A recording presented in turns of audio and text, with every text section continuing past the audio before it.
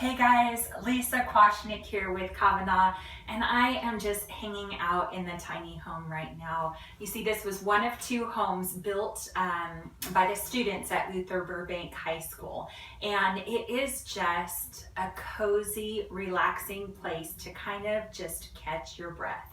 And that is exactly what the intention of this tiny home is. So our hope is that there would be churches that would want the students to build a tiny home. We believe that it's really important when we get the youth involved. When we get the youth involved, it creates a sense of community for them. It gives them a purpose. And if you want, call me later and I can tell you stories about how the students really took ownership over these projects, changing things around because they really had an idea of who the end user was, of who it was that was going to be staying here. So again, our hope is that we would be able to get churches involved who would say yes to having a tiny home on their property. And all it takes really is 2 parking lot spaces. It's about the size or a little bit bigger than 1 parking lot space. And we know that, cars would need to be able to get in and out next to it. So I'm just going to say 2 parking lot spaces is all that a church would need. It's solar powered. It's we've got an interior light, an exterior light. I just noticed there's a smoke detector inside. Someone can charge their cell phone. Somebody can charge their computer or tablet. You can run a small fan in here to keep it cool.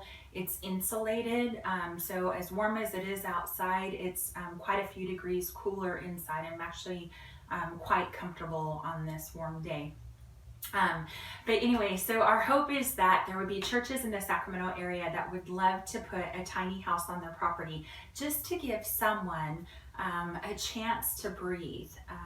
I have a good friend who is a single mom and found herself temporarily without an address last year. It was not by bad decisions. When we say the word homeless, we all have thoughts that come in our mind.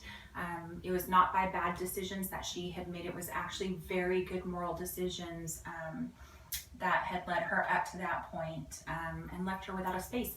She told me this tiny house would have been a perfect place. She said it feels like a hug. Staying at a friend's house wasn't really a solution for her because it reminds you of the situation that you're in and you get lost in all of this open space, where a space to rest your head and to call your own just for a short time was exactly what she was looking for and needed.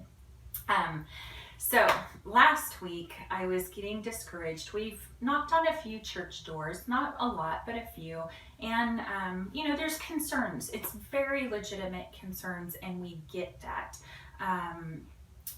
But we were being told, no, or I've got your number, I'll call you. And I was really, really discouraged last week. And I had coffee with a good friend of mine who had said, Lisa, you don't want every church to do this. She had reminded me that where your treasure is, there your heart is also. And so she had reminded me that we are looking for a church that is going to treasure the individual that is staying inside of this home. And so that's where I'm going to ask for your help. If you know of a church that will treasure the life of the person that just needs a place to breathe, a place to get a good night's sleep, a place to lock up their things while they go and find work, just a place to rest for however long, give us a call. So we need your help. We need your help. Right now we have 2 tiny homes that are built, and we need your help finding 2 churches that would say, yes, we would love to have it on our property so that we can pour in, lift up, encourage, and transform the life of the person that would be living inside. Thank you for listening. We love you guys. Have a great day.